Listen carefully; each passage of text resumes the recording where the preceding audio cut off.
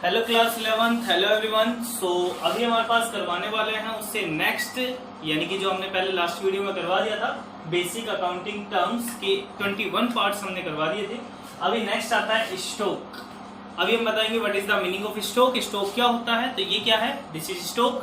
ठीक है, आपके पास पेन है वो भी stock, pencil stock, marker stock, cycle stock, bike stock, यानी कि हर एक चीज स्टॉक है। बट किसके लिए?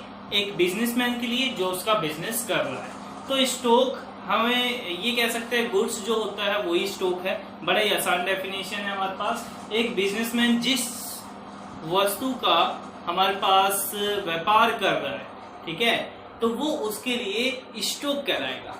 ठीक है, तो स्टॉक को दूसरा नाम स्टॉक इन ट्रेड भी कहते हैं। क्या कहते हैं? ये लिखा हुआ है ब्रैकेट में, स्टॉक का स्टॉक इन ट्रेड। तो it is refer to those goods, ये उन गुड्स को रेफर करता है which are purchase for reselling, जिनको हम दोबारा बेचने के उद्देश्य से खरीदते हैं। तो ये क्या कहलाएगा? हमारे पास स्टॉक कहलाएगा। ठीक है, तो हमारे पास स्टॉक क्या होता है? जिसको हमारे पास परचेज करते हैं रीसेलिंग, दोबारा बेचने के उद्देश्य से, तो उसे क्या कहते हैं? Stock. And which are lying unsold, यानी कि नॉट सोल्ड, यानी कि ये हमारे पास कुछ स्टॉक ऐसा भी होता है जो हमारे पास सोल्ड नहीं हो पाता ईयर के एंड तक, उसको भी इसमें शामिल किया जाता है। At the end of accounting year the stock में बी टू टाइप्स, स्टॉक दो टाइप्स के हो सकते हैं, एक ओपनिंग स्टॉक, एक क्लोजिंग स्टॉक। ओपनिंग स्टॉक होता है साल के शुरू में जो भी आपके पास गुड्स है जो आपने परचेज किया था रीसेलिंग के लिए, बट वो हमारे पास सोल्ड नहीं हो पाया, तो लास्ट ईयर का क्लोजिंग बैलेंस इस साल का ओपनिंग बैलेंस कहलाता है। अब कुछ स्टूडेंट की लाइन थोड़ी सी समझ में नहीं आई होगी, तो मैं दोबारा रिपीट करता हूँ, समझाता हूँ अच्छे से। फॉर एग्जाम्पल, आप किसी शोरूम पर गए 31 मार्च को, क्योंकि जो फाइनेंशियल ईयर होता है वो 1 अप्रैल से 31 मार्च 31 मार्च तक होता है। तो आप 31 मार्च को किसी शोरूम पर गए, तो आपने गए तो ये तो नहीं था ना वो बिल्कुल खाली था, नहीं ना, उसमें सामान भरा हुआ था वैसा का वैसा। आपने कुछ परचेज किए 2-3 आइटम और आप आ गए। 1 अप्रैल अगले दिन से क्या हुआ, जब आप मान लीजिए इसी शॉप पर गए तो भी वह वैसा का वैसा भरा हुआ था। तो इसका मतलब ये नहीं होता 31 मार्च को हमारे पास सारा गोदाम खाली हो जाता है। 1 अप्रैल से 31 मार्च तक फाइनेंशियल ईयर होता है, अकाउंटिंग ईयर होता है। इस साल के दौरान, इस डेट के दौरान अकाउंटिंग की जाती है। मतलब 1 अप्रैल से 31 मार्च तक जितना भी हमारा गुड्स सोल्ड हुआ है उसके बारे में लिखा जाता है। ठीक है, अब 31 मार्च को जो अनसोल्ड गुड्स है, कितना माल हमारे पास बच गया, उस पूरी इंक्वायरी हम लिख लेते हैं। ठीक है, और कितना सोल्ड हो गया। जो मान लीजिए आपका 10 लाख का मटेरियल था, 7 लाख रुपए का सोल्ड हो गया ड्यूरिंग द ईयर, 3 लाख रुपए का मटेरियल अभी बचा हुआ है साल के एंड में 31 मार्च को। अगले दिन 1 अप्रैल, तो पिछले साल का जो क्लोजिंग बैलेंस था 31 मार्च, अगले साल 1 अप्रैल से नई बुक्स बनेगी, तैयार होगी, तो अगले साल का वो ओपनिंग बैलेंस कहलाता है। Got it?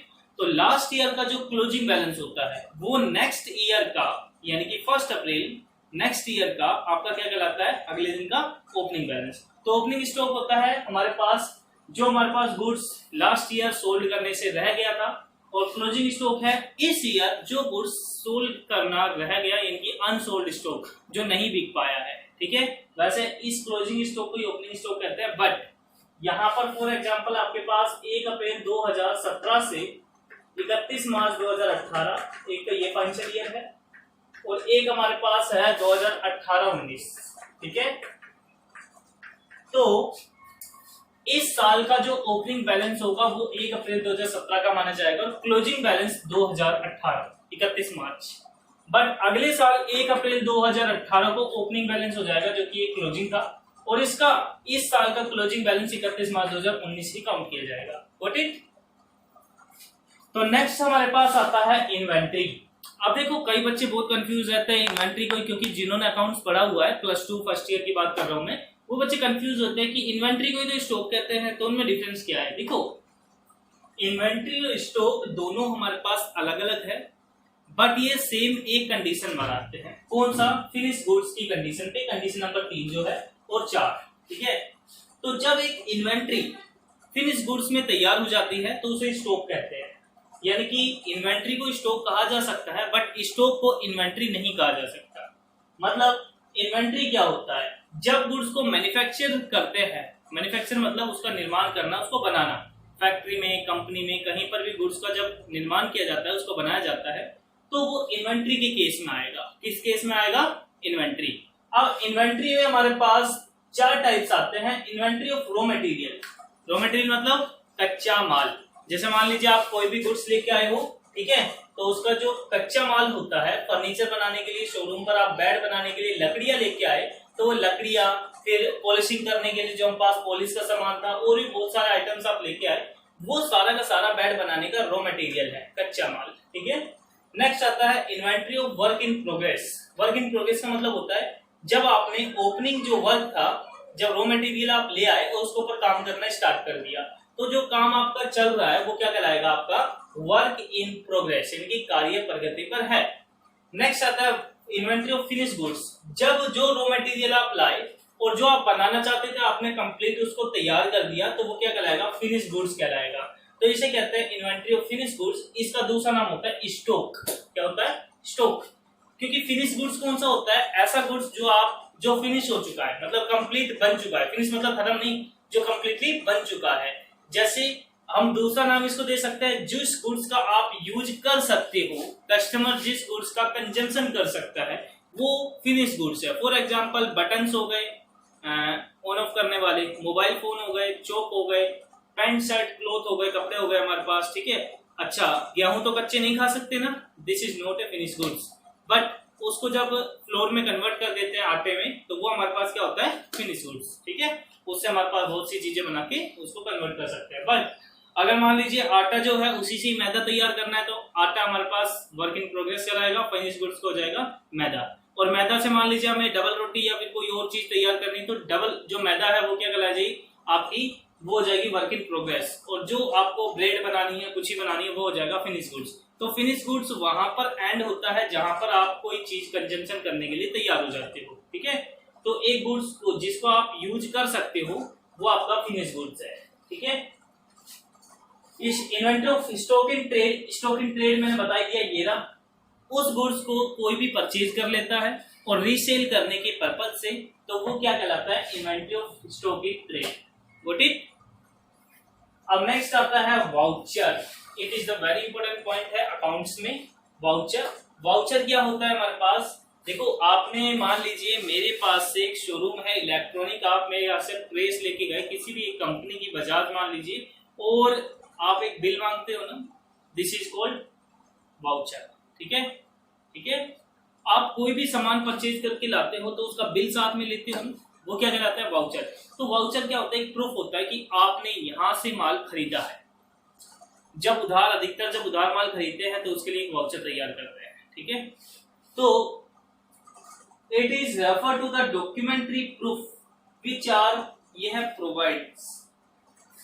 It is refer to the documentary proof, ये एक डॉक्यूमेंट्री प्रूफ है, इनकी कागजी एक प्रमाण पत्र है, which provide the authorities to pay, जो कि इस चीज की अथॉरिटी देती है, अधिकार देती है कि आप इसका भुगतान करें, क्योंकि आपने वहां से सामान खरीदा है तो आपको भुगतान करने का ये अथॉरिटी देती है। ऑन द बेसिस ऑफ, और कहता है डॉक्यूमेंट्री प्रूफ के बेसिस, आधार पर ही, which business transaction are recorded in books of journal, हम बुक्स में इन ट्रांजेक्शन को रिकॉर्ड करते हैं। समझ में आया? मीनिंग क्या है? सबसे पहले हमारे पास किसी भी शॉप से हमने नगद माल खरीदा, परचेज उधार माल खरीदा, उसका वाउचर तैयार होएगा, यानी कि आपने कितने रुपए का गुड्स तैयार किया, वो वाउचर क्या है? इस चीज की अथॉरिटी देता है कि आप इस चीज की पेमेंट करो, क्योंकि आपने वहां से सामान खरीदा है। ठीक है। आप सामान की पेमेंट कर दोगे, उन वाउचर्स के बेसिस पे वो उन ट्रांजेक्शन को रिकॉर्ड करते हैं अपनी बुक्स में। ठीक है। तो हमारे पास वाउचर क्या होता है? कोई भी एक बिल होता है जिसको आप माल परचेज करते हो, तो उस समय आपको ये अथॉरिटी होती है कि आप उसकी पेमेंट करो। ओके। लाइव स्टॉक बड़ा ही आसान है, बहुत ही आसान इजी पॉइंट है। स्टॉक और लाइव स्टॉक में अंतर है। लाइव स्टॉक होता है, हिंदी में बोलते हैं पशुधन, तो आप नाम से पता लग गया, पशुधन का मतलब पशु से प्राप्त होने वाला धन। फॉर एग्जाम्पल, मेरे घर में मान लीजिए गाय है, तो उसके दूध बेचकर हमारे पास आमदनी आती है, तो वो क्या कहलाएगी? पशुधन। मेरे घर में फैलो है, यानी कि भैंस, उसके दूध से आती है। मेरे घर में घोड़े हैं, तो उसको हमारे पास जैसे होते हैं ना, क्या कहते हैं, शादियों में भी होते हैं, और रेस भी लगती है घोड़ों की, तो वहां से इनकम आती है, तो क्या कहलाएंगे? पशुधन।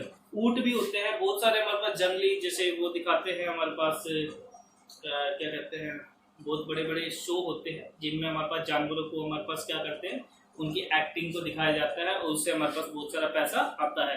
तो वो क्या कराएगा, उनके लिए वो जानवर क्या है, लाइव स्टॉक, पशुधन। तो इसका मतलब है पशुओं से जो धन हमें प्राप्त होता है, यानी कि जो इनकम हमें डेराइव होती है एनिमल्स से, उसे क्या कहते हैं, हम लाइव स्टॉक कहते हैं। ठीक है, चाहे वो हॉर्स हो, चाहे वो कैमल हो, चाहे वो हमारे पास गोट हो, ठीक है, चाहे वो काउ हो, बफेलो हो। तो it is refer to the income derive from the domestic animals, जो हमारे घरेलू यानी कि भारत के जो एनिमल्स होते हैं उनसे हमारे पास जो इनकम अराइज होती है उसे क्या कहते हैं, लाइव स्टॉक। समझ में आ गया? तो आप यहाँ तक राइट डाउन कीजिए अच्छे से। Okay,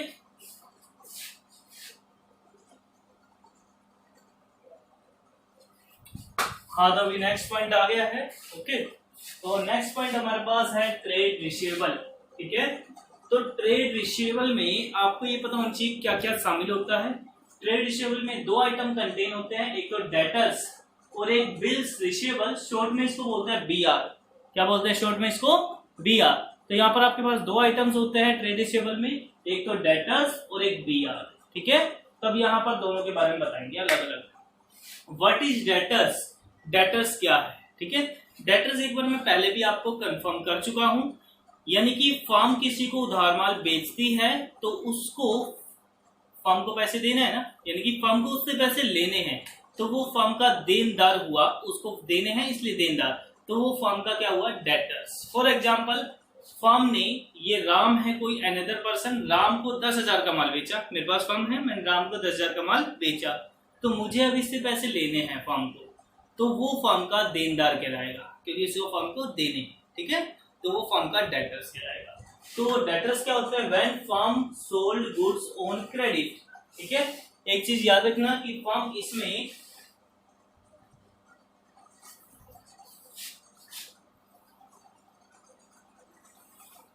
sold goods on credit, debtors कौन होते हैं, जिनको फर्म उधार माल बेचती है, देन अराइज डेटर्स, तो डेटर्स अराइज होते हैं। For example, firm sold goods to Ram of ₹10,000, firm Ram को 10,000 का माल बेचती है ऑन क्रेडिट, उधार, तो Ram is debtors for firm, Ram क्या है, फर्म के लिए डेटर्स।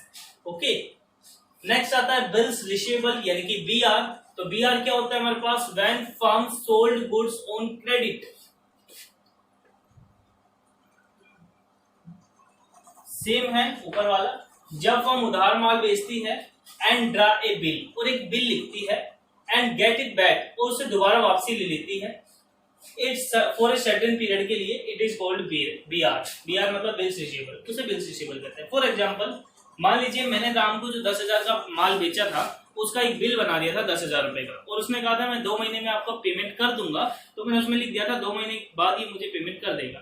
वो बिल मैंने उसके पास भेजा, उसने माल मैच किया, भाई ये सारे आइटम्स मेरे पास आ गए हैं, टोटल 10,000 रुपए बन रहे हैं, उसने साइन किया उस बिल के ऊपर, और उस बिल की एक फोटोकॉपी अपने पास रख ली, बाकी जो ओरिजिनल था वो मेरे पास दोबारा भेज दिया। तो मेरे पास जो बिल है अब वो क्या कहलाएगा, बिल्स रिसीवेबल, क्योंकि मैंने बिल क्या किया है, रिसीव किया है। तो जब हमारे पास उधार माल बेचा जाता है on the basis of bill, bill के बेस पर, और एक बिल लिखा जाता है और उसे दोबारा ले लिया जाता है, तो इस कंडीशन को क्या कहते हैं, बीआर। ठीक है, अब आता है नेक्स्ट ट्रेड पेबल।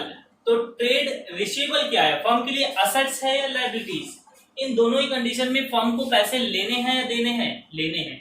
तो अगर फर्म को पैसे लेने हैं तो ये फर्म के लिए क्या कहलाएगा, ये फर्म के लिए हमारे पास असेट्स कहलाएगी। क्या कहलाएगी फर्म के लिए, असेट्स। ओके, तो यहाँ पर ट्रेड पेबल आता है। ट्रेड पेबल होता है फर्म के लिए लायबिलिटी है क्योंकि इसमें भुगतान किया जाता है। जैसे इसमें दो चीजें शामिल होती है सेम, डेटर्स का अपोजिट क्रेडिटर्स, बीआर का अपोजिट बीपी यानी कि बिल्स पेबल। क्रेडिटर क्या होते हैं,